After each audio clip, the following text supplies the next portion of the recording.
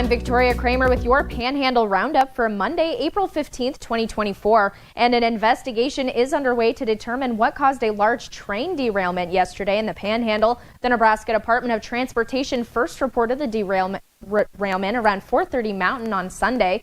The derailment forced a 2-hour evacuation for residents on the west side of Chapel and closed Highway 30 for a few hours as well. The derailment is under investigation and will provide updates as they become available.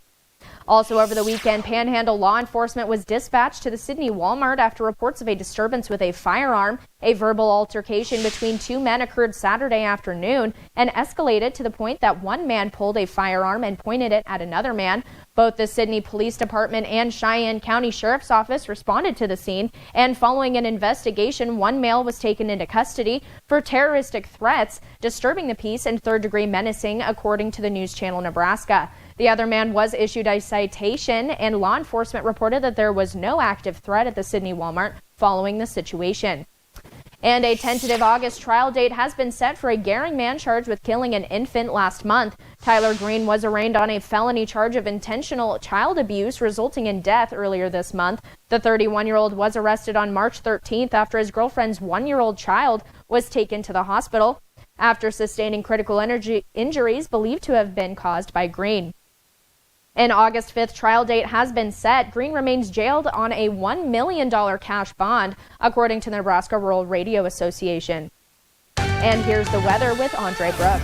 Well, thank you so much, Victoria. And we are seeing those mainly sunny conditions at this time here across the Panhandle. And this is just going to continue over the next couple of hours here. And then things are going to start changing a little bit once we get into our afternoon and evening hours. And I'm about to show you that in just a second. But our current temperatures right now are quite mild to warm at this time. And we have a very warm 76 degrees there in Gordon, 67 here in Scottsbluff, 71 in Alliance, and we have 69 degrees there in Sidney. And we do have a severe weather risk during the day today here across the majority of the Panhandle, and this includes here in Scottsbluff and also Chadron and Gordon. And this means that we could see some damaging winds around 60 to 70 miles per hour, hail potentially large, and a tornado or two is quite possible here around the Panhandle, and we will continue to keep you posted on this. And on top of that, we do got some fire concerns here across the Panhandle too, with a red flag warning in effect during the day today.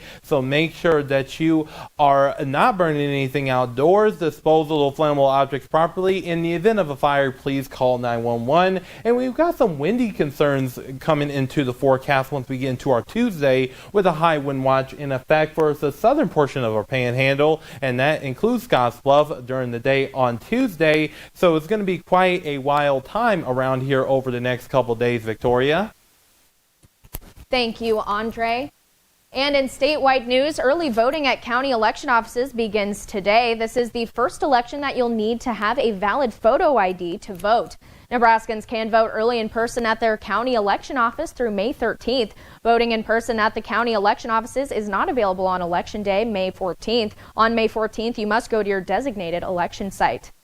And funeral services for Officer Ross Bartlett, a Ceresco police officer who was killed in the line of duty, have been announced. Visitation will be on Thursday from 5 to 7 p.m. at Roper & Sons South Chapel, with the funeral on Friday at 10 a.m. at St. Mark's United Methodist Church.